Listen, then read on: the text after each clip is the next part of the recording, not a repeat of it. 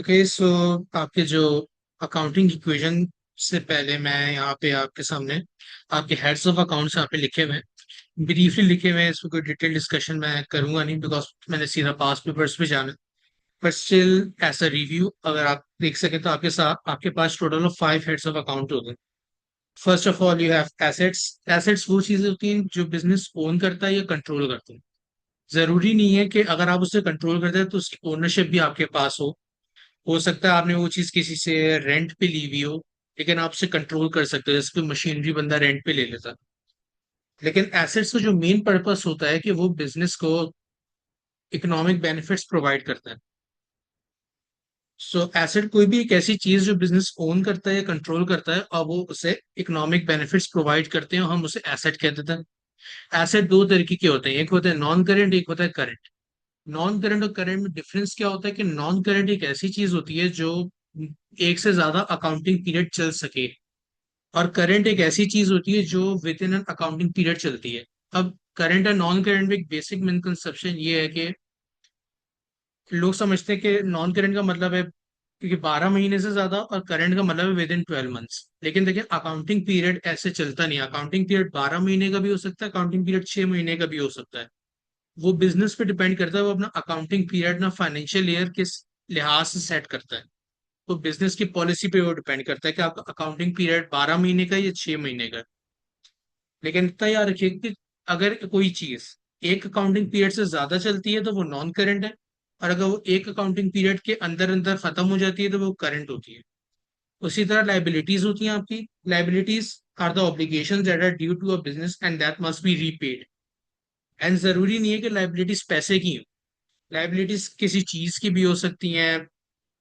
जैसे कि आपने किसी से कोई चीज ऐसे ही बोरो करी हो तो आपको वो चीज उससे वापस करनी होगी, क्योंकि वो चीज आपकी है नहीं, वो आपने उधार पे ली थी।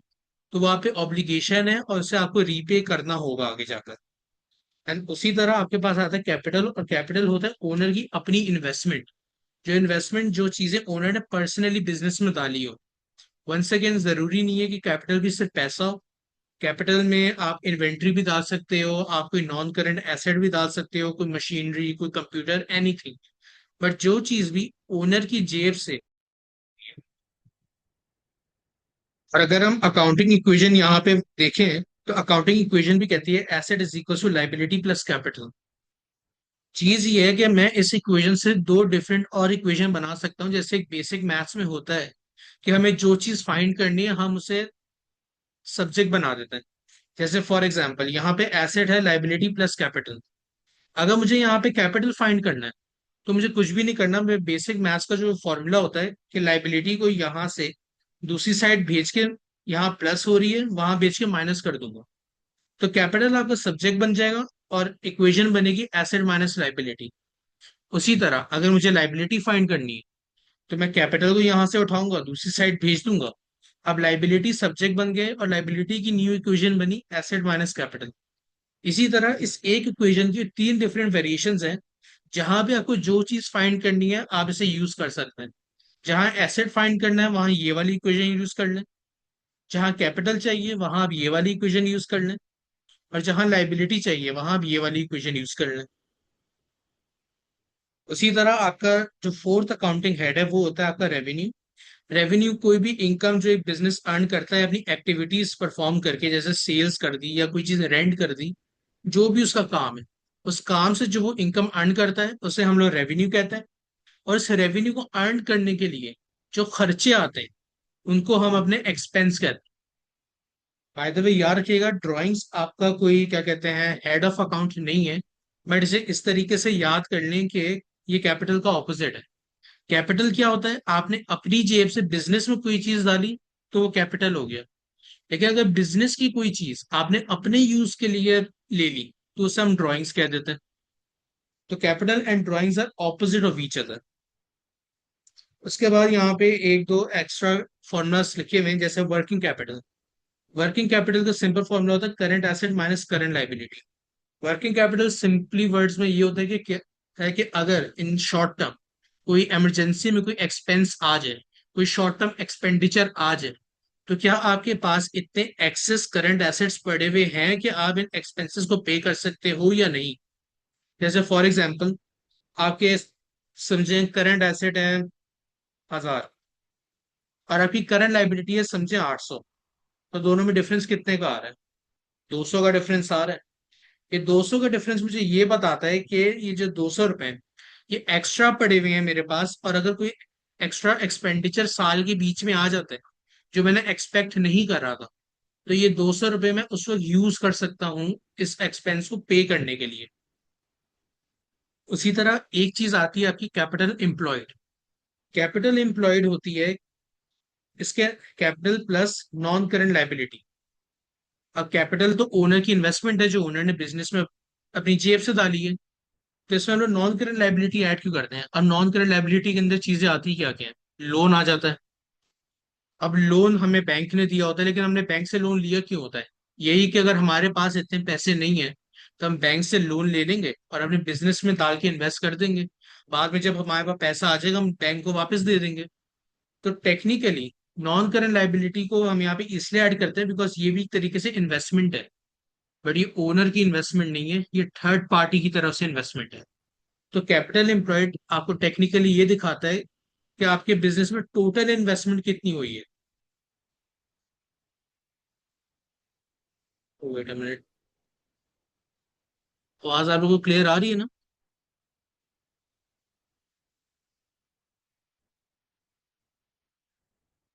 ओके, चलो सही।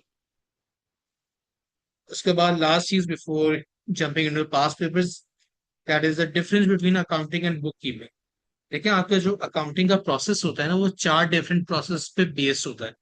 मतलब मैं अकाउंटिंग के चार डिफरेंट प्रोसेस के ऊपर बात करूं तो एक प्रोसेस होता है आपका रिकॉर्डिंग का, एक प्रोसेस होता है आपका समराइजिंग का,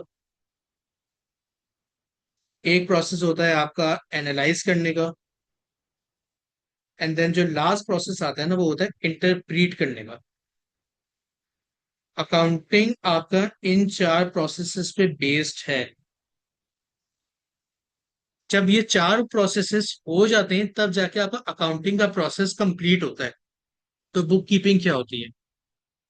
book keeping in simple words, वो आपकी अकाउंटिंग प्रोसेस का सिर्फ रिकॉर्डिंग पार्ट होता है।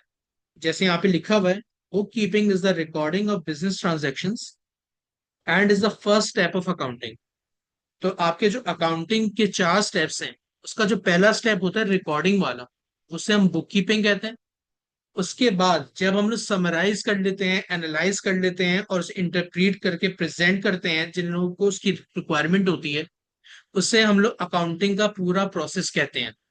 तो दिस इज द डिफरेंस। ये वैसे आपसे पेपर 2 में बहुत रेयर चांसेस से पूछेगा, लेकिन ये आपसे एमसीक्यू से पूछ सकता है। जैसे शायद मैंने यहाँ पे एक एमसीक्यू रखा हुआ भी है कि बुक कीपिंग का पर्पस क्या होता है। तो बुक कीपिंग का सिंपली पर्पस होता है recording of financial transactions. So let's just jump it right into the past papers now. मैंने यहाँ पे वैसे चार सवाल रखे हुए हैं और बाकी तीन चार मैंने एमसीक्यूज रखे हुए हैं। जितने इस क्लास में हो गए, वरना नेक्स्ट क्लास में भी कर लेंगे। चलिए, पहला सवाल आपको यहाँ पे क्या कह रहा है? बाय द वे गाइस, आपको अभी से जो कुछ बताया आप लोगों को बाय द वे समझ में आया? If it is clear then I can move on into the past papers. If you guys can not open the mic, कोई मसला नहीं है, नहीं खोले आप तो चैट यूज कर सकते हैं। Yes, sir. Okay, alright, so let's just move on question number 1। Question number 1 क्या कह रहा है? Complete the table below to show the effect of each transaction on the assets, liabilities, and capital of a kernel. The first transaction has been completed as an example. उसने solve करा हुआ है, लेकिन चले इसे डिस्कस कर लेते हैं जस्ट फॉर श्योरिटी की हमें पता है। अब पहली ट्रांजेक्शन यहाँ पे क्या कह रही है? Purchased goods on credit $130। अब इसका मतलब है हमने परचेजेस करी है $130 की, वो भी क्रेडिट पे। अब आपको पता होना चाहिए कि आपके करंट एसेट्स यहाँ पे कौन कौन से होते हैं। करंट एसेट्स में आपके पास आती है आपकी इन्वेंट्री, आपके ट्रेड रिसीवेबल। ट्रेड रिसीवेबल कौन होते हैं? जिनको हमने क्रेडिट पे सामान बेचा होता है और उन्होंने हमें आगे जाके पेमेंट करनी है। उसके बाद आपका बैंक आ जाता है, एंड उसके बाद आपका यहाँ पे कैश आ जाता है। एंड उसी तरह की करंट लाइबिलिटीज में कौन कौन आता है? आपका ट्रेड पेएबल। ट्रेड पेएबल कौन होता है? जिससे हमने क्रेडिट पे सामान खरीदा होता है। जैसे लोग, अगर कोई कस्टमर हमसे क्रेडिट पे सामान लेता है तो वो हमारा ट्रेड रिसीवेबल है। अगर हमने किसी से क्रेडिट पे सामान लिया है किसी सप्लायर से, तो वो हमारे लिए वो सप्लायर ट्रेड पेएबल होता है। एंड उसके अलावा आपका बैंक करंट लाइबिलिटी में भी आता है, लेकिन शर्त ये कि आपके बैंक का नेगेटिव बैलेंस होना चाहिए, या इसे इन अदर वर्ड्स हम बैंक ओवरड्राफ्ट भी कहते हैं। बैंक ओवरड्राफ्ट एक फैसिलिटी होती है जो बैंक कुछ बिजनेसेस को दे देता है, कि अगर आपके पास पैसे नहीं है उस वक्त इतने, और आपको अर्जेंटली कोई ट्रांजैक्शन करनी है, तो आप वो ट्रांजैक्शन कर लें। बैंक इस वक्त अपनी तरफ से वो पैसे दे देगा, बाद में आप हमें पैसे वापस कर दीजिएगा, और उस पैसे पे आपका इंटरेस्ट भी लगता है बैंक ओवरड्राफ्ट पे। खैर, इस पे अभी डिस्कशन जरूरत नहीं है। अगर आप यहाँ पे देखें, तो हमने करें गुड्स परचेज। देखिए, अगर मैंने गुड्स परचेज करे हैं, तो इससे मेरी इन्वेंट्री में इंक्रीज आएगा। ये बात मानते हैं आप लोग? मतलब अगर मैं कहूँ कि आपकी इन्वेंट्री पे पहले 10 यूनिट्स पड़े हुए थे, एंड समझे मैंने 100 यूनिट्स परचेज कर लिए, मैंने 100 यूनिट्स परचेज कर लिए, तब मेरी इन्वेंट्री में कितने यूनिट्स पड़े हुए होंगे? 110 पड़े हुए होंगे। तो मतलब मेरी इन्वेंट्री 10 से 110 पे चली गई। तो मतलब परचेजेस से मेरी इन्वेंट्री बढ़ती है। और परचेजेस से जब मेरी इन्वेंट्री बढ़ेगी, तो इसका मतलब मेरा एसेट भी बढ़ेगा। क्यों? क्योंकि इन्वेंट्री मेरा करंट एसेट होता है। तो मैं ये बात कह सकता हूँ कि जो मेरा एसेट है वो 130 से बढ़ गया। अब दूसरे पार्ट अगर हम इसका देखें, तो दूसरा पार्ट कह रहे हैं कि मैंने ये जो गुड्स खरीदे हैं, ये मैंने क्रेडिट पे खरीदे हैं। और अभी मैंने ऊपर करंट लाइबिलिटी में बताया कि जब आप किसी सप्लायर से क्रेडिट पे सामान लेते हो, तो वो हमारे लिए ट्रेड पेएबल होता है। और ट्रेड पेएबल हमारे लिए क्या होती है? एक लाइबिलिटी होती है। तो मैं ये बात ये भी कह सकता हूँ कि मेरी लाइबिलिटी भी 130 से बढ़ गई होगी। जब मेरा एसेट भी 130 से बढ़ा और मेरी लाइबिलिटी भी 130 से बढ़ी, और आपकी अकाउंटिंग इक्वेशन में अगर मैं कैपिटल वाली इक्वेशन लिखूं, तो आपका capital is equals to asset minus liability. तो मैं कह सकता हूँ कि मेरा एसेट भी 130 से बढ़ा और मेरा लाइबिलिटी भी 130 से बढ़ी। तो जब एक्सक्यूज मैं मी सर, इक्वेशन, जी जी, परचेज गुड्स ऑन क्रेडिट $130 समझ नहीं आया। Part A. ओके, एक मिनट बात सुन। मैंने जैसे अभी आपको एक एग्जांपल दी कि समझे आपकी इन्वेंट्री में 10 यूनिट्स पड़े हुए थे, सही है, और अब मैंने 100 यूनिट्स और खरीद ली। तो अब मेरे पास और कितने पड़े हुए होंगे इन्वेंट्री पे गुड्स? 10 थे, 100 खरीद लिए, 110 पड़े हुए होंगे ना इन्वेंट्री में आपके। तो इसका मतलब है कि मेरी इन्वेंट्री बड़ी है, इंक्रीज हुई है इन्वेंट्री। और इन्वेंट्री आपका होता क्या है? इन्वेंट्री होता है आपका करंट एसेट। आपके एसेट्स कौन कौन से होते हैं? नॉन करंट एसेट होते हैं और करंट एसेट होते हैं। और इन्वेंट्री आपके करंट एसेट्स में आता है। अगर मैंने परचेजेस करी हैं तो मेरी इन्वेंट्री में इंक्रीज आया, और अगर मेरी इन्वेंट्री में इंक्रीज आया तो इसका मतलब मेरे एसेट में भी इंक्रीज आया। और एक बार याद रखिएगा, इन्वेंट्री चाहे बेचो चाहे खरीदो, दोनों केसेस में इन्वेंट्री रिकॉर्ड हमेशा कॉस्ट पे होगी। वैसे तो इसका एक अलग सा टॉपिक है जो आगे जाकर आएगा, लेकिन अभी के लिए इतना याद रखें, इन्वेंट्री सेलिंग प्राइस पे रिकॉर्ड कभी नहीं होती। इन्वेंट्री हमेशा कॉस्ट पे रिकॉर्ड होती है। तो अभी तो खैर मैंने खरीदी कॉस्ट पर ही है 130 की, तो इस वक्त तो इन्वेंट्री 130 से ही बढ़ेगी। तो मैं ये बात कह सकता हूँ कि मेरा एसेट 130 से बढ़ेगा। Is it clear? Yes sir. And then आपने ये चीज क्रेडिट पे खरीदी है, मतलब आपने उधार पे खरीदी है। समझे, एक बंदा है मिस्टर एक्स, मैंने ये चीज मिस्टर एक्स से उधार पे ली है। तो जाहिर सी बात है आगे जाके मुझे मिस्टर एक्स को ये पैसे देने तो होंगे ना। तो इसका मतलब ये मेरे पे एक लाइबिलिटी है, मेरे पे एक ऑब्लिगेशन है कि जो मैंने 130 के गुड्स मिस्टर एक्स से खरीदे हैं, वो 130 मुझे आगे जाके मिस्टर एक्स को देने हैं। तो मिस्टर एक्स मेरे लिए पेएबल है, ट्रेड पेएबल कहेंगे इसे। और ट्रेड पेएबल हमारी होती है करंट लाइबिलिटी। इसका मतलब जब मैंने गुड्स क्रेडिट पे खरीदे तो मेरा ट्रेड पेएबल बढ़ेगा, और जब मेरा ट्रेड पेएबल बढ़ेगा तो मेरी लाइबिलिटी भी इंक्रीज हो। तो इससे मैं ये बात कह सकता हूँ कि मेरी लाइबिलिटी 130 से इंक्रीज हुई है। Is it clear? जी सर। सो अब अगर इस इक्वेशन में आप इस चीज को पुट करें तो एसेट भी प्लस 130 है और लाइबिलिटी भी प्लस 130 है। एंड जब आप इसे कैलकुलेटर में पुट करेंगे तो 130 माइनस 130 आंसर क्या आएगा? जीरो आंसर आएगा। इसका मतलब मैं ये बात कह सकता हूँ कि मेरे कैपिटल में कोई चेंज नहीं आया। जितने से मेरा एसेट बढ़ा उतने से ही मेरी लाइबिलिटी भी बढ़ गई है, तो इसलिए नेट इम्पैक्ट जीरो है। और यही यहाँ पे एग्जामिनर ने लिखा हुआ net impact is no affect. अब क्लियर है?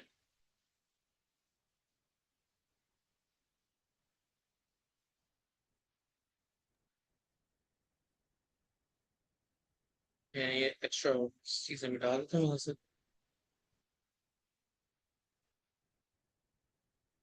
सेकंड पार्ट में मूव करूँ अगर ये क्लियर है पहला वाला?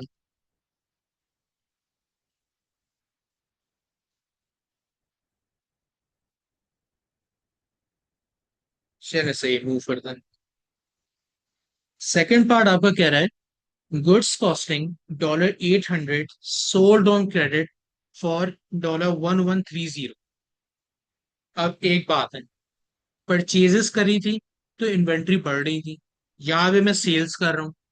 तो जब परचेज करने से इन्वेंट्री बढ़ सकती है तो सेल्स करने से इन्वेंट्री कम होगी। मैं फिर से वैसी एग्जांपल देता हूँ कि 10 थे, 100 खरीदे थे मैंने, 110 पड़े हुए थे मेरे पास। अब ऐसे ही समझो मैंने 110 में से 90 बेच दिए, तब मेरे पास कितने पड़े होंगे? 20 पड़े होंगे।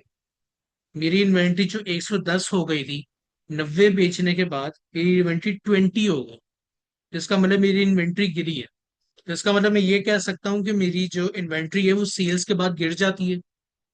सवाल ये आता है कि इन्वेंट्री गिरेगी कितने से? 1130 से गिरेगी या 800 से गिरेगी? आप में से वैसे कोई बता सकता है? मैंने ऐसे ऊपर बताया था इन्वेंट्री सिर्फ कॉस्ट पे रिकॉर्ड होती है।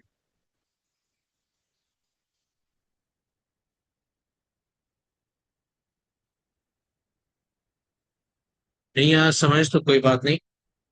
अगर परचेज करते हुए भी आप इन्वेंट्री अपनी कॉस्ट पे रिकॉर्ड करेंगे और सेल्स करते हुए भी आप अपनी इन्वेंट्री को कॉस्ट पे ही रिकॉर्ड करते हो, तो यहाँ पे इससे लिखा है गुड्स कॉस्टिंग $800। इसका मतलब इन जो गुड्स हैं इनकी कॉस्ट 800 है। तो मैंने 800 की सेल्स करी है, तो मेरी इन्वेंट्री गिरेगी 800 से। और क्योंकि इन्वेंट्री वंस अगेन मेरा एसेट होता है, तो मेरा एसेट भी गिरेगा $800 से।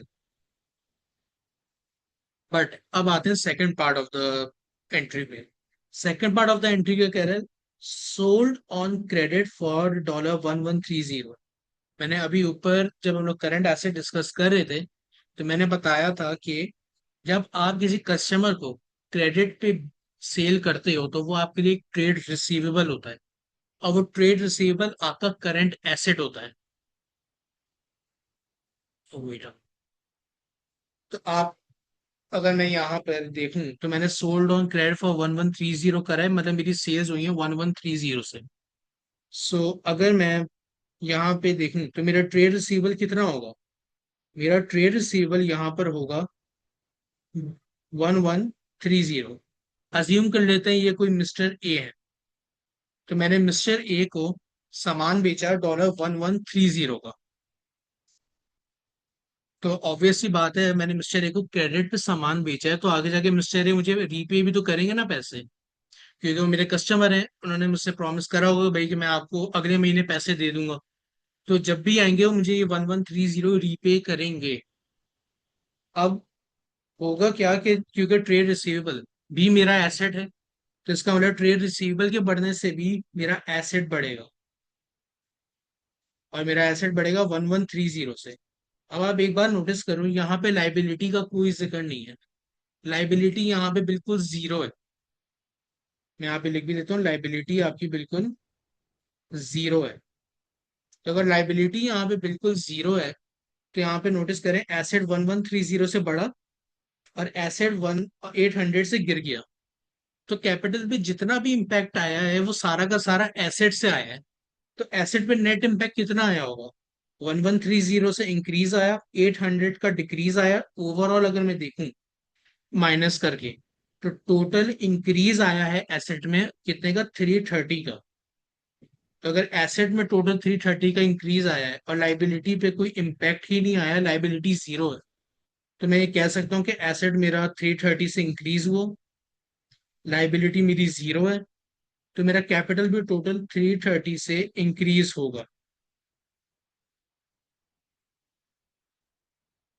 ये वाली ट्रांजेक्शन समझ में आई?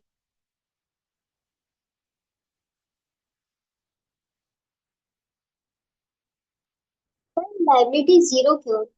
Yes, sir. अच्छा, लाइबिलिटी जीरो क्यों? देखो यहाँ पे लाइबिलिटीज में आपकी दो चीजें आती है ना, बैंक ड्राफ्ट और आपकी आती है ट्रेड पेएबल। बाकी नॉन करंट लाइबिलिटी में बैंक लोन आता है, लोन का यहाँ पे कोई जिक्र नहीं है, बैंक ओवरड्राफ्ट का यहाँ पे कोई जिक्र नहीं है। अगर बात आती है ट्रेड पेएबल पे, अब देखो मैंने उससे सामान खरीदा नहीं है, मैंने उस बंदे को सामान बेचा है, तो टेक्निकली मेरे पे कोई ऑब्लिगेशन नहीं है, मेरे पे कोई उधार नहीं है उसका, उल्टा उस पे मेरा उधार है। उसने मुझे पैसे वापस करने, मैंने उसे पैसे वापस नहीं करने। या मैंने उसको अपना सामान जो वो लेने आया था वो मैंने उसको दे दिया, उसने आगे जाके मुझे सब पैसे वापस करने हैं। और जिसने मुझे पैसे वापस करने वो मेरा कौन है? वो मेरा ट्रेड रिसीवेबल है। तो ट्रेड रिसीवेबल मेरे लिए करंट एसेट है, जो कि यहाँ पे आपके सामने लिखा हुआ है। उसके अलावा मैंने करी है सेल्स। अब सेल्स करी है तो मैंने बताया कि जब परचेजेस करोगे तो आपकी इन्वेंट्री में सामान आएगा, और जब इन्वेंट्री में सामान आएगा तो इन्वेंट्री इंक्रीज होगी। तो जब सेल्स करोगे तो सेल्स में तो इन्वेंट्री से सामान जा रहा है ना तुम्हारा, और इन्वेंट्री तुम्हारा एसेट है। तो अगर इन्वेंट्री गिर रही है, इन्वेंट्री कम हो रही है, तो इसका मतलब तुम्हारा एसेट भी कम हो रहा है। दोनों केसेस में अगर आप नोटिस करो तो एक साइड पे एसेट कम हो रहा है और दूसरी साइड पे एसेट बढ़ रहा है, लाइबिलिटी पे कोई इम्पैक्ट ही नहीं आ रहा। इसीलिए लाइबिलिटी को हमने जीरो लिखा है यहाँ पे। अब समझ में आई? जी सर। चलो, चलो सही। बाय द वे यार, क्लास से टाइम खत्म होने पर है, तो मैं एक एक ये लास्ट वाला करा रहा हूँ, एंड देन मैं एक एमसीक्यू भी आपको दिखा देता हूँ। आपकी जो नेक्स्ट ट्रांजैक्शन है, एंड देन ये जो बाकी के सवाल है हम लोग नेक्स्ट सेशन में कर लेंगे इंशाल्लाह। ओके, जो आपकी जो थर्ड वाली ट्रांजैक्शन है ये कह रही है, paid creditor $500 by cheque less 3% cash discount. अब यहाँ पे हुआ ये कि समझो, मैंने अब जैसे वही वाली बात है ना, मैंने अगर किसी से उधार पे सामान लिया हुआ है तो मेरे लिए वो ट्रेड पेएबल है। इसका मतलब कभी ना कभी मुझे उसे पैसे तो वापस करने होंगे। अब कैश डिस्काउंट यूजुअली आपको मिलता तब है जब आप है ना टाइम पे पेमेंट कर दो। मतलब अगर मेरे सप्लायर ने मुझे बोला कि यार अगर तुमने मुझे 1 महीने के अंदर अंदर पेमेंट कर देना मैं तुम्हें डिस्काउंट दे दूंगा, तो मुझे डिस्काउंट की लालच हुई, मैंने कहा मुझे कम खर्चा पड़ेगा, मैं जल्दी से पेमेंट कर देता हूँ इस बंदे को। तो जब मैं अपने सप्लायर के पास गया, मैंने उसे 500 रुपये का चेक पकड़ाया, उसने मुझे 3% का कैश डिस्काउंट दे दिया। तो अब 3% का बात है कि 500 रुपये जब मैंने पे करे उस पर अगर मैं 3% का कैश डिस्काउंट निकालू तो कितना पड़ता है? तो होगा 500 मल्टीप्लाई बाय 3%। तो जब मैं 500 को मल्टीप्लाई बाय 3% करूंगा तो मेरे पास आंसर आएगा 15। इसका मतलब इसने मुझे $15 का कैश डिस्काउंट दिया है। तो अब क्या होगा? इसका मतलब मैंने 500 रुपये का इसको चेक दिया, इसने मुझे 15 का डिस्काउंट दे दिया, तो ओवरऑल मैंने इसे पैसे कितने पे करे हैं? ओवरऑल मैंने इसको पे करे हैं 485। ये बात समझ में आई?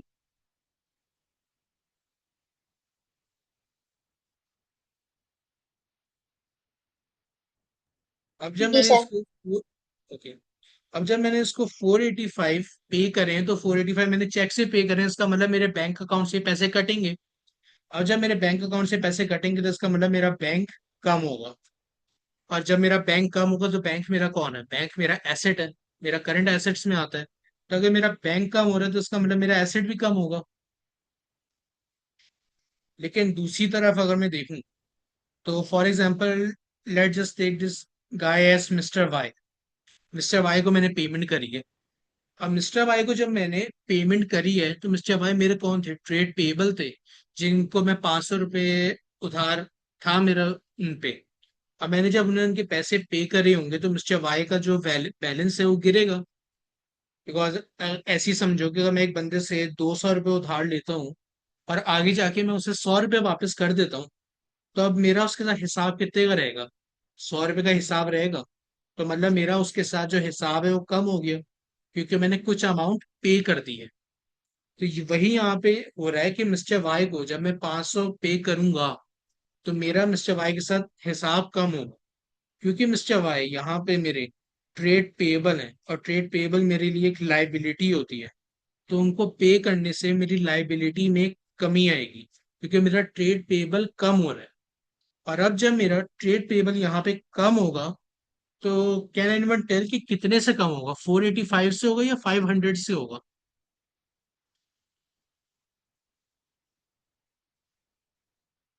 कहीं मार दो।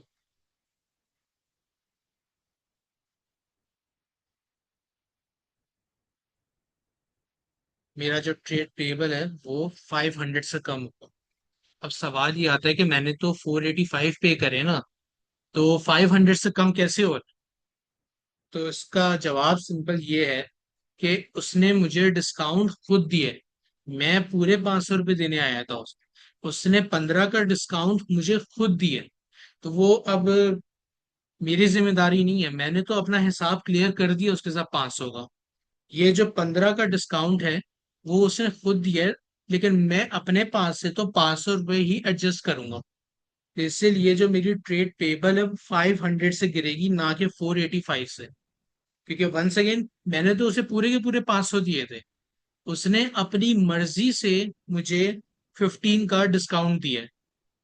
तो इसलिए मेरे अकाउंट से 485 कट रहे हैं, लेकिन मैंने तो अपना बैलेंस 500 का ही पूरा एडजस्ट करा है। तो इसीलिए मेरी लाइबिलिटी यहाँ पे 500 से गिरेगी और मेरा एसेट यहाँ पे 485 से गिरेगा। लाइक तो यहाँ पे लाइबिलिटी आपकी -500 होगी और एसेट आपका यहाँ पे माइनस होगा 485 से।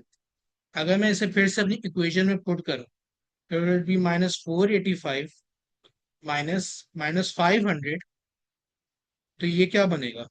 जो आपकी बेसिक प्लस माइनस वाली मैथ्स होती है, अगर आप यहाँ पे वही लगाओगे तो आपका आंसर आएगा +15। इसका मतलब मेरा कैपिटल 15 से इंक्रीज हुआ है। तो सो माई आंसर विल बी +15। समझ में आया?